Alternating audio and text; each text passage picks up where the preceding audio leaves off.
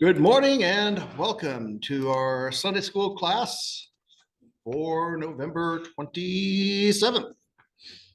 Good to be with y'all. Looking forward to lots of good thoughts and discussion. We are in the world of Genesis 25, but we're not going to turn there just yet. We have arrived in our journey going through the age of the patriarchs. We're at the time of the birth of Esau and Jacob to Isaac and Rebekah. So at this point in time, this is the year 1791 BC. We are in the Middle Bronze Age. China is being ruled by Emperor Jin of the Xia Dynasty, their first dynasty. In the lands of the Bible, Shinar, Sumer, Mesopotamia, all of that. The kingdom that had been in charge during the time of Abraham and Isaac, the Dynasty, III, has collapsed. Cities have broken out from there. We have King Ishmael over the city-state of Ison. We've got King Naplanum over the city-state of Larsa. And power is now being held over in Egypt, is now dominating once again in their middle kingdom. New Pharaoh of the 12th dynasty, starting that off, Amenemhat the First. So Egypt is now the world power once again in this world that Esau and Jacob are being born into. So their grandpa Abraham at the time of their birth is 160 years old. Their uncle Ishmael is 74 years old. And their dad Isaac is 60 years old at the time of their birth. So let's go to Luke chapter 3 for one whole verse. We read the account in Genesis last week, but there are other scriptures that speak of this. Luke 3:33, giving the genealogy of Jesus Christ as detailed as Luke is faithful to be. We're told, going through the line here, Luke 3:34, sure enough, son of Jacob, son of Isaac, son of Abraham, son of Terah, son of Nahor, going on back to Adam. So Jesus is coming from this whole line here that's being brought out. Let's go to Hebrews chapter 11 for a little more background about these folks. Would you like that fan on? Okay, number 4, that is.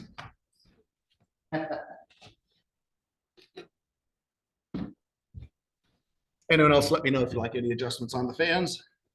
So Hebrews chapter 11 talks about this family of patriarchs here. Let's pick it up in verse 9. So talking about Abraham on down, Hebrews 11:9, by faith he lived as an alien in the land of promise, as in a foreign land, dwelling in tents with Isaac and Jacob, fellow heirs of the same promise. For he was looking for the city which has foundations, whose architect and builder is God. Just reading that passage, what do you think about it saying that he lived as an alien in the land of promise, as in a foreign land? Well, if it's the land of promise, why is it a foreign land? Why is he an alien? You ever think about that? Ever wonder about that? This is the promised land. Why didn't he say, hey, God, hey, guys, I know you've been here for however long y'all have been here, but I just had a conversation with God. He said this place is mine. So if you want to take like 30 days and pack up your stuff. Didn't happen. He knew the promise, and we'll say later on in Hebrews, and we'll get to that with the death of Abraham, he knew the promise had a present, but more importantly, a future fulfillment. He was looking more to the spiritual that God was working through his family and down the road and long term than the physical of what was immediately around him. And so, as much as we say this world is not our home when we sing the hymn and all that stuff, we look back to Abraham for that understanding. While we live here, while we function, while we have our homes and all this, I spent the whole weekend with my family painting. So yeah, we get this, but we know that more important than all of this is our spiritual home, that yes, God has made a way and a place for us, but ultimately the whole point behind it is to be at home with him and to recognize that the ways of the world around us, while we're living in this world, when we say we're not of it, it's because our focus is not the same. And so Abraham didn't have to kick the Canaanites out and those early versions of the Philistines out in order to be at home with the Lord, where the Lord had placed them in the midst of them. In fact, just the opposite, Abraham was to be a light to the Gentiles. So he was to be someone whose family would be a blessing to all the nations, as God told him in Genesis 12. I'll bless those who bless you, curse those who curse you. And so we see throughout the course of Abraham's life and the generations after him, Isaac, and we'll see with Jacob as well, that those who work with them are blessed by working with them. Those who have issue with them find themselves having trouble in their lives. So the Lord knows how to look after his own and honor those who embrace them and what they're about. So that kind of makes sense to everyone, that irony, that kind of dichotomy that, well, this is your promise, but you can't fully have it just yet. And it's not all yours just yet. But God is faithful. He said, the day is going to come. You're not going to be able to, if you can count the sands on the seashore, if you can count the stars in the heaven, that's how many of your descendants are going to be in this land. And he even gave him the boundaries that weren't fully realized in his lifetime. But Abraham didn't say, well, God cheated me, I want it now. He said, praise God.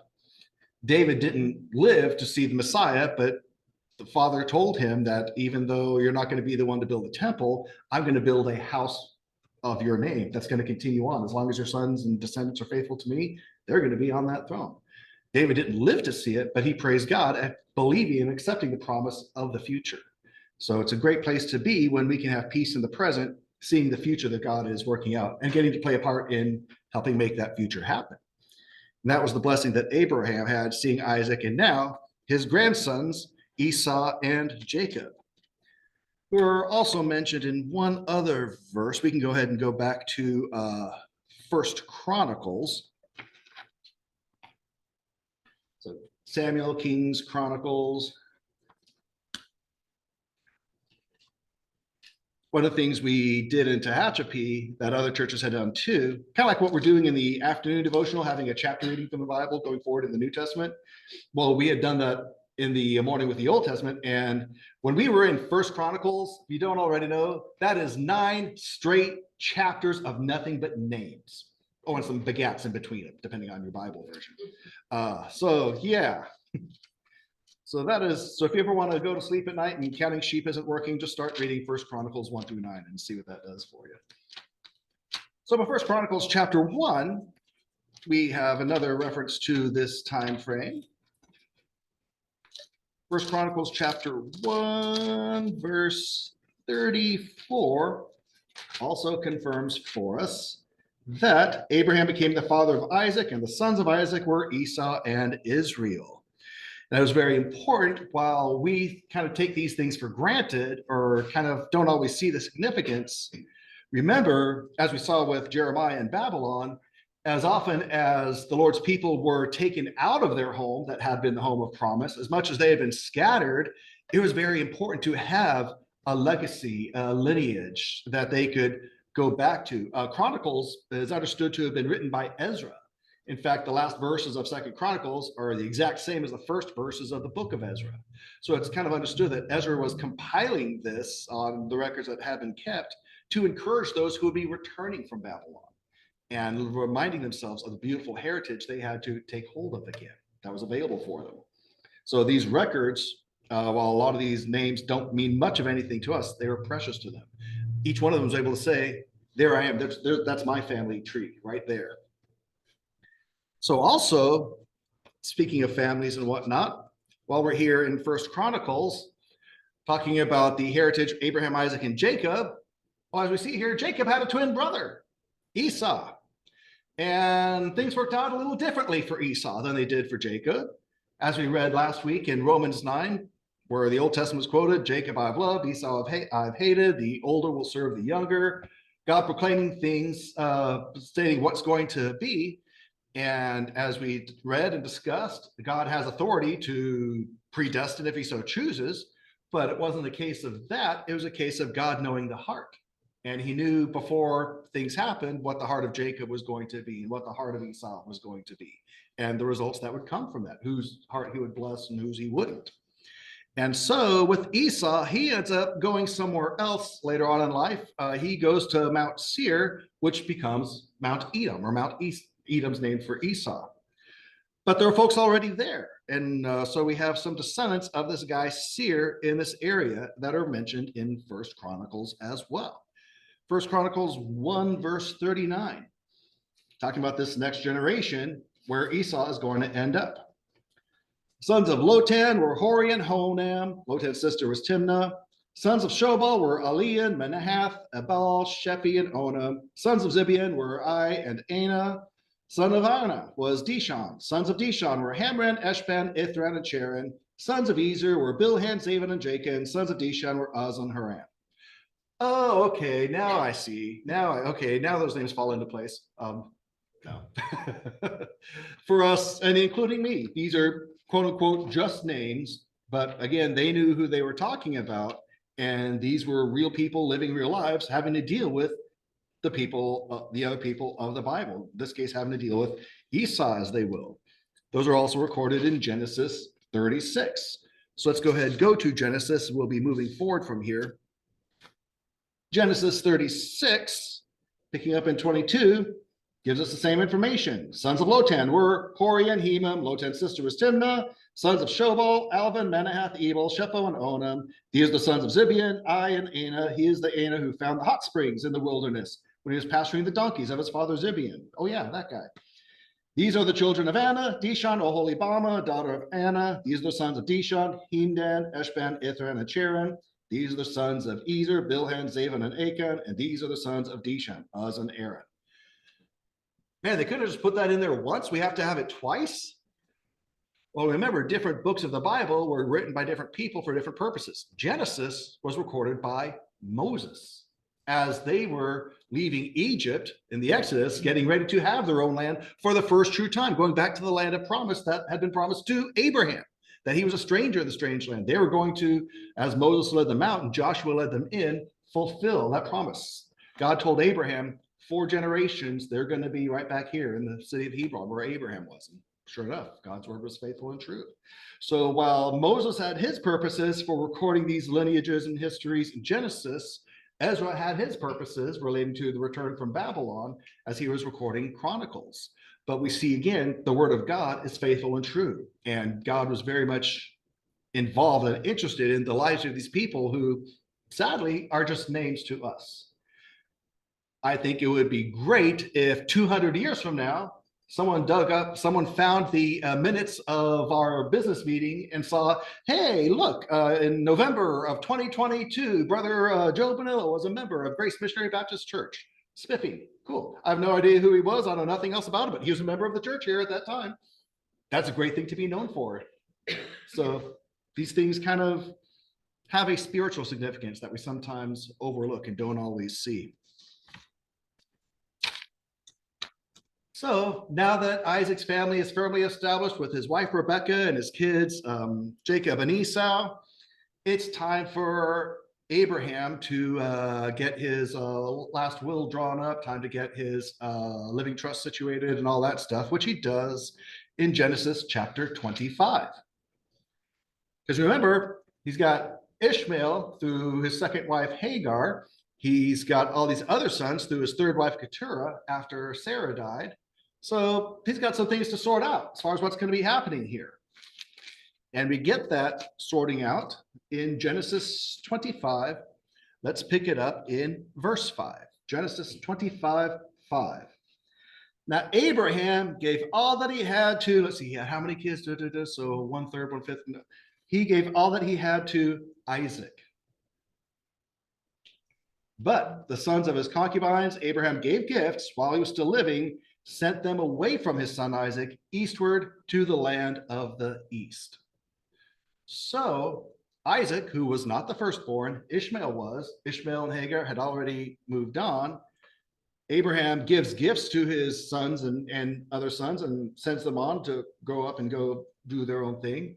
But he establishes everything through Isaac. Isaac was the son of promise. Isaac was the son God said that he would provide. And he did. And so, not that Abraham was wrong to have other sons with Keturah after him, but Isaac was the son of promise that God had set aside that he was going to do something special through and with. Not that there were blessings. Ishmael was blessed and prosperous. But God was doing something unique through Isaac as he promised he would, and Abraham recognized that. We're going to see a little later on, spoiler alert, that God, well, we saw that God already had a conversation with Rebekah, how with Jacob and Esau, how the older will serve the younger, Esau will serve Jacob. But when it comes time to distribute blessings, or Isaac actually does it a little early, he wants to give the blessing to Esau and not Jacob. Well, I'm imagining husband and wife had a conversation about Rebekah's conversation with God. So I don't know if Jacob was just kind of playing favorites because Esau was his favorite, or what the deal was, but he was kind of missing the program that God had established through his dad, Isaac. I mean, Isaac was missing through his son, what he was the direct recipient of. And so it wasn't because Isaac had done anything yet. Isaac was established as the son of promise before he was born. God established before they were born, I'm going to do things through Jacob. And so our call is to recognize that God is doing things bigger than what we see in front of us. And sometimes even bigger than our own preferences and likes and dislikes. And so the question before us, in the example of Abraham honoring Isaac, as we see the later example of Isaac wanting to honor Esau instead of Jacob, God's preference, are we going to be willing to take a back seat and make sure God's way is what's happening? Or are we a little too comfortable in our own life and position and wanting to take things in our own hands, maybe not even realizing we're kind of taking things off of God's hands? It happened to them. It can happen to us. It happened to Gedaliah, the governor of the area, getting a little comfortable, as we saw in the devotional. So Abraham here got it right. And from there, so we see the split up. And so we've got one line split off from Ishmael. We've got these other folks splitting off from the sons of Keturah. These would be the other Arab nations that Israel is still dealing with to this day. And so we see some of the conflict that's happening today traces back to all of these things. As was mentioned a few weeks ago, in the Muslim faith, the Islamic religion that was started 600 years after Jesus, Muhammad the prophet, believing himself to could be a descendant of Ishmael. The Muslim faith believes that Ishmael was the one offered up as a sacrifice, not Isaac, and it was over there in Mecca, not over in Mount Moriah in Jerusalem. So we have these different branches, these different breakouts, which is a source of some of these conflicts that we see playing out to this day. So we can understand where some of this comes from. So as things are winding down here for Abraham, as he's getting his affairs taken care of, a few other things happen in the world. I was about to say the world around him, but this one takes us a bit far away. Back to China. This takes us to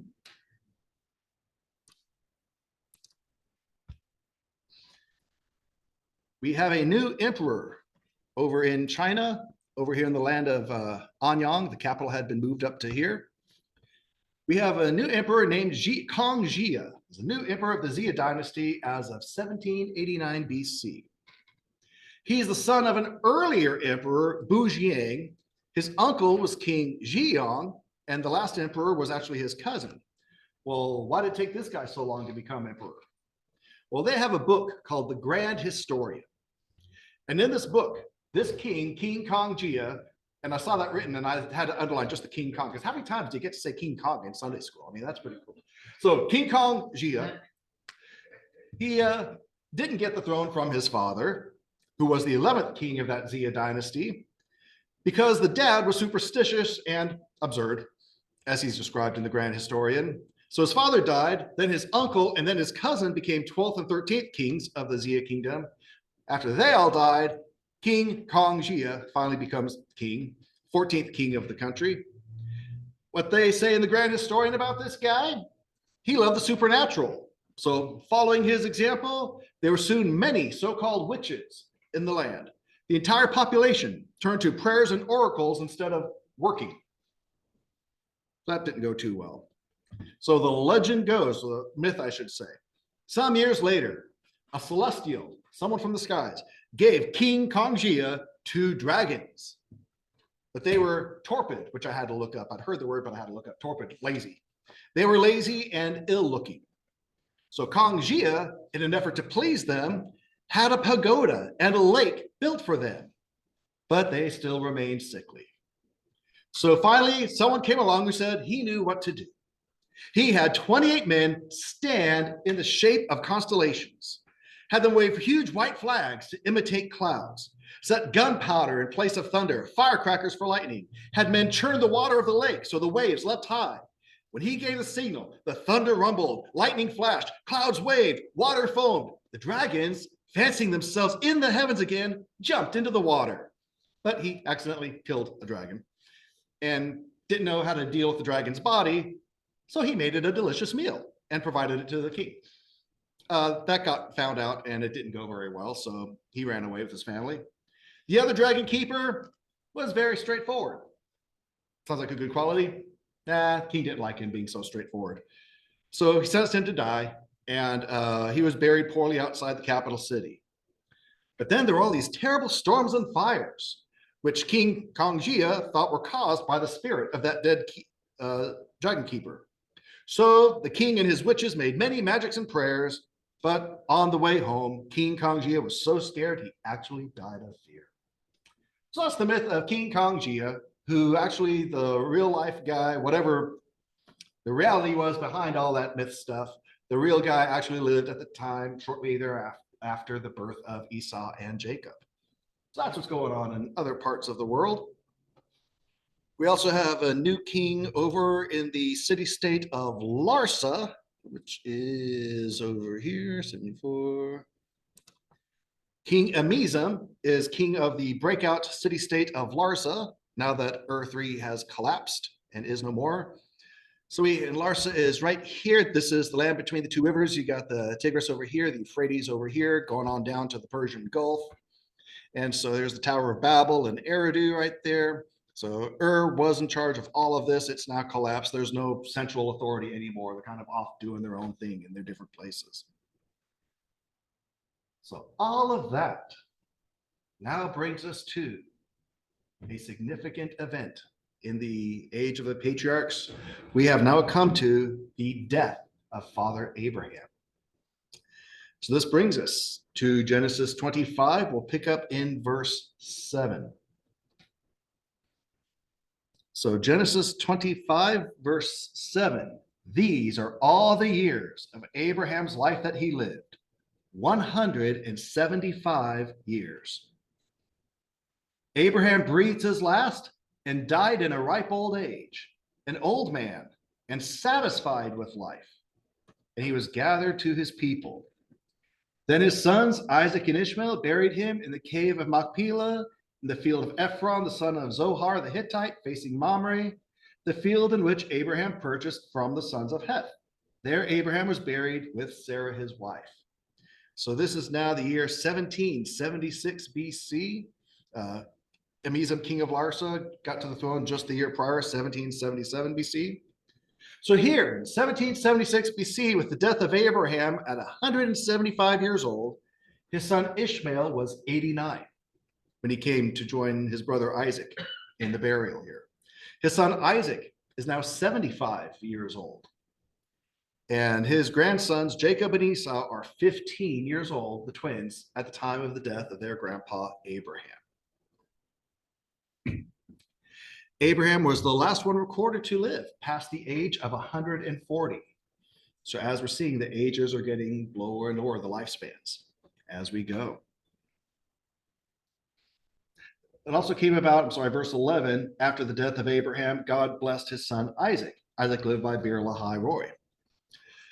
So the cave of Machpelah off of Hebron here, we've been here before with the burial of Sarah.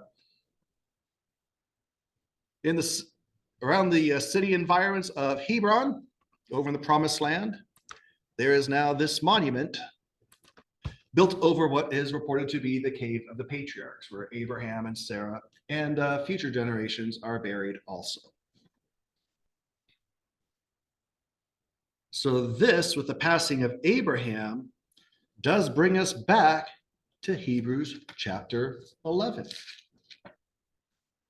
So this guy who was a stranger in a strange land, what do we say of him when all is said and done with his 175 years of life? Hey, honey, Oh, yes. Hi. I'm sorry. I texted you a question on the Zoom. I'm sorry. I don't want to interrupt, but I Oh, I'm glad didn't want you to go too far. Thank you. I'm so glad you spoke up. Here we go. Did the people in China know about Abraham? Short answer, no. But they did know they were descendants of Noah through Ham. And so they had a common lineage through that. Noah was the 10th generation of Adam, Abraham was the 20th. And so while they knew about the sons of Ham, and they talk about those, Cush, Mizraim, and Put in them, they did not know, they did not stay in touch. We have no record of them staying in touch and aware of things going forward from here and what God was doing with Abraham. Word may have spread later on as the world became more connected and travel and all that. But at this point, after the Tower of Babel at Eridu, they're more spread out and in their own pockets, kind of living their own lives more and more. We'll actually see that for a while, Egypt and Mesopotamia are disconnected and then they reconnect and different things happen. So no, they did not know about Abraham at the time of this. So yeah, That's interesting. yeah. Um, because if they weren't, so they weren't worshiping God, right? Yes, they were. Remember Job, who will be after the time of Joseph, before the time of Moses, off away from quote unquote the line of faith through Abraham, Isaac, and Jacob and Joseph. So people knew about God. In fact, from the Tower of Babel, China was more faithful to the one true God than a lot of other places were. They called him a Shangdi. And they had their faithful records that they kept of the descendants of Noah coming off of their end and tracing on back from Noah to Adam. So they had their records and they had their faith in him. And it was only later on, as we see here, like this perfect example, King Kong, Jia, who was doing all these crazy things when he was a contemporary at the same time. He shared the earth with Abraham.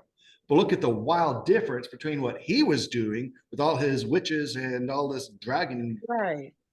versus what Abraham was doing, living humbly as a stranger in a strange land, trusting God to be his provider and the one who will fulfill the promises in his time. So when did Buddhism come into China? Buddhism actually came around the time of Jeremiah in the 600s BC with Prince Siddhartha Gautama, who is the Okay. one who established that religion, who basically disavowed all his own wealth that he had been brought up into. And interesting thing about Buddhism is they don't really have a god. It's about kind of become your own. Bodhisattvas are those who put nirvana on hold for themselves so they can help other people still on earth get their way. And you go through an eightfold path of enlightenment that has some biblical stuff to it. Um, the result of suffering is our choices, and our choices being sin. And so we have to learn to be selfless and go through those eightfold steps. And in their version, you go through a bunch of reincarnation to fully arrive and learn these things. But there was a dragon princess who got it right off the bat, and so she's pretty cool. But anyway, So I'm sorry. So was that before Jesus? That all of that was before Jesus, right? yeah, Buddhism, Prince Siddhartha Gautama, he's 600 years before Jesus, where Oh Muhammad wow. and Islam is 600 years after Jesus. Oh wow. Yeah. So, yeah. So Buddhism was happening again at the same time of Jeremiah in the 600s into the 500s. Okay. Thank you. Oh, yeah, you betcha. Sorry, didn't mean to interrupt. No, that's important stuff because remember, as I'm fond of saying, this is a Bible, not a bubble. God cares about everyone. Everyone is God's child, whether they give him credit or not. And everyone who's on the earth, then and now, is a descendant of Noah and his wife, goes back to the ark. And so, and then back to Adam and Eve from there. So, which is why racism and all that other stuff is really kind of silly because there's one race, the human race, as Paul said in Acts 17, from one man, he made all the nations of the earth to dwell. And so we're all related. You know, some more distantly related than others, but we're all still related. There's one race. We may have different shades of melanin or different color hair, whatever, but we're all one and we're all made in the image of God. So there's that awareness and respect to have as we try to, for ourselves, seek the one true God and offer him while we respect people's freedom to kind of do their own thing, we try to be a witness and an encouragement. We don't see Abraham telling the Philistines or telling the Pharaoh, Keturah of Egypt, y'all are going to hell. We see Abraham, through his flawed humanity, hey, she's my sister. Well, she's your half sister, but she's also your wife.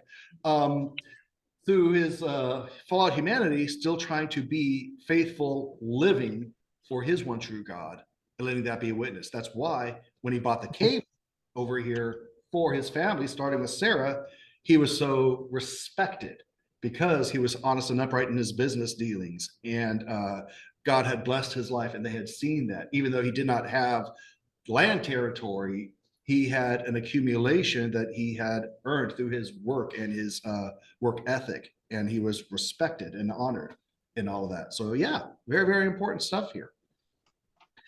So Hebrews chapter 11, let's pick up in verse 13. Hebrews 11:13, all these died in faith without receiving the promises, but having seen them and having welcomed them from a distance, and having confessed that they were strangers and exiles on the earth. For they who say such things make it clear that they are seeking a country of their own. And indeed, if they had been thinking of that country from which they went out, they would have had opportunity to return. But as it is, they desire a better country, that is, a heavenly one. Therefore, God is not ashamed to be called their God, for he has prepared a city for them. Brethren, if we are of the same faith of Abraham, then this is us. We are 100% included in this. We don't fully receive all the promises here. We get, some of the blessings, obviously incredible blessings from just serving God in this earth with this life we have. But the true blessings of fullness are to come. And so those who died in the faith, not seeing the fulfillment of the promises realized in their lifetime, they're seeing it now. You want to have to turn there, but John 8, verse 56, Jesus told the Jews, Abraham rejoiced to see my day, and he saw it and he was glad. Now, I've made some comparisons how, on the one hand, you could say, well, he saw that with Melchizedek. Melchizedek, either a foreshadowing of Christ or a theophany Christ in the flesh at that time. And Abraham saw that, recognized that. Or upon Abraham's death and being in heaven, looking down and seeing everything and being brought into everything, Abraham rejoiced in heaven, seeing all that would be accomplished through Christ. Either way, Abraham rejoiced to see that and was blessed by his rejoicing in those things. And so, and I love what's said in verse 15 of Hebrews 11. If they're thinking of home, they could have packed up their bags and gone back home. But the whole point was God had called them out of all that, which is why Abraham told a servant, you can bring a wife from there over here to be with us where we are, but you're not going to take my son Isaac back over there. That is going backwards. We are moving forward under God. Very huge point here. So it wasn't about a home that is what is left behind. It's a home that is provided by God that is ahead. And that is a direction we are going in. When we talk about being aliens, and actually, it's funny, the Septuagint describes him as a resident alien, which is a term we have in our modern society today. When he's wandering, he's not wandering around clueless or homeless or just kind of flip-flopping around. He's not a bum. He's not a gypsy. It's a case of focus. While I'm on this earth, I have a direction. I have a goal. I have a focus I am aiming towards. And I deal with what's around me. I deal with who's around me. But this isn't what it's all about. This isn't where and how all my energies are expended, because all this is going. And I'm probably going before all this goes. And I ain't taking it with me. When I was in Christian radio, we had a Southern gospel tune. I forgot the artist, but name of the song was Ain't Never Seen No U-Haul on a Hearse. Another way of saying you can't take it with you. And so we can enjoy the blessings, workings of the land and the things we have in front of us to deal with, but this is not our focus. our home with God and our home here in this church with each other is our focus, and his work amongst us is our focus. Abraham got that. Isaac got that. Jacob eventually got that. And so some journey along the way. So does that kind of make sense for everyone? Kind of see what was going on here in the mind and attitude and heart of these folks that we refer to as the patriarchs. So again, Abraham is buried with Sarah here in Hebron. Zoom out here. And Isaac was establishing himself in Beer Lahai Roy, which is over here by Kadesh. And again, that's where Hagar, pregnant with Ishmael, have been given the promises from God. Beer refers to the well, and Lahai Roy means you are the God who sees. So I find it very fascinating that Isaac chose to set up his camp in the place where his brother Ishmael was in the womb, where his mom was being comforted by God and proclaiming him to be, you are the God who sees. So Isaac, having lost his mom and now having Rebekah brought to him, Isaac certainly is in a great position, and seeing the blessings of his father, whom he just buried next to his mom, being able to see that, yeah, you are the God who sees. You see me, and God sees each and every one of us, no matter what our circumstance and family life and dynamic is. Not one of us is out of his sight. So we have the death of Abraham now. We're left with Isaac, and then his sons, Jacob and Esau, as they are growing up. We have some big news over in the land of Egypt. Shortly after the death of Abraham, we have this great new Middle Kingdom started with the 12th dynasty that's been started by this great new powerful Pharaoh, Amenemhat I, finally united Egypt. Amenemhat I gets assassinated in 1774 BC, replaced by his son Senuseret I. So we'll kind of wrap up this time frame looking at this here. Senuseret I. This guy here is a new pharaoh of Egypt. Some stuff from his time frame. So this is the time frame of Jacob and Esau's childhood. That's called an obelisk, and we'll come back to that. There are those Ankh symbols we talked about last time. Kind of hard to see from back there. So Senuseret I. This guy. So it becomes a royal policy during this line of rulers that the senior pharaoh would start to take his son in to co-reign with him. Ever since Amenemhat I got killed, like, we need to do something about this. He was actually murdered by members of his own court while his son here was out campaigning in Libya. So he rushed back to Memphis, stopped the attempted coup d'etat, and he secured his place on the throne. So from then on forward, pharaohs would at some point bring their sons in to help transition the power. So the king ruled for a number of years, established his credentials as an able monarch, then crowned his oldest son as a joint ruler. He would hand over the duties of supreme commander of the army, administrator of the affairs of state, and so it'd be this period of transition. So the senior king in age could then pass into a semi-retirement, enjoy new status as the father of the nation, while the young, active, capable son would fight the battles and govern the land on his behalf. And then it was real clear and easy when the old guy died. Okay, here the guy's running solo now. Easy peasy. So that worked for a while. So the dad king would rule out of Memphis, and the son king would rule out of the new capital at Ichitawi that we saw. And so things are changing in the world. This Middle Kingdom, 12th dynasty, is not like the Old Kingdom. They don't have those grand pyramids like we've seen before. It's more time that is more down to earth, a little more realistic. Pharaohs are still semi-divine, but we're going to see they're portrayed a lot more realistically too in their sculptures and architects. So speaking of this thing here, the obelisk, this is more a time of art and literature and some buildings, but more scaled back a bit, but not so scaled back were obelisks. He had two of these celebrating his 30th year as pharaoh. This one still remains It's the oldest standing obelisk that we have there in Egypt. This is 67 feet tall, weighs 120 tons, about 240,000 pounds. So yeah, they don't move it around a lot.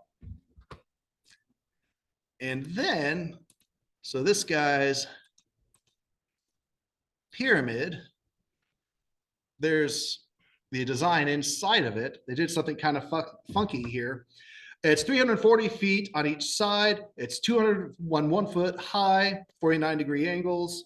So they've never tried to construct one like this before. They had 4 stone walls radiating from the inside going out, which divided it into 8 sections. Then they put in more walls, splitting it into 32 sections, filled with different slabs. And it ended up not working very well. And so it had some stability problems. And just like his dad's tomb, they to this day have not been able to get down to where the body is because the water has flooded and filled inside.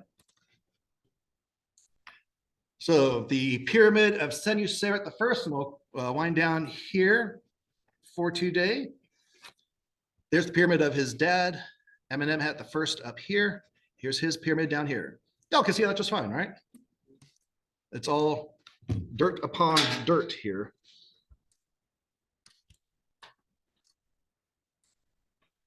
Yep, not much to look at for sure. So anyway, here's a couple shots of it. Right, yeah. So there's some places you can go inside.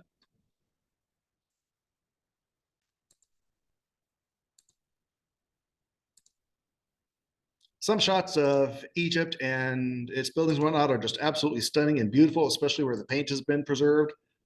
Others, you kind of see, well, this is a lot of dirt. And that's kind of what we're seeing here. Not quite so glamorous and glorious as the Old Kingdom pyramids over in Giza. So that is the new Pharaoh of Egypt, Pharaoh Senuseret I, during the childhood of the childhood of Esau and Jacob. So from here, we're going to get to the interesting adventures of Jacob and Esau's relationship together and the whole question of the birthright and blessings from Isaac and on from there.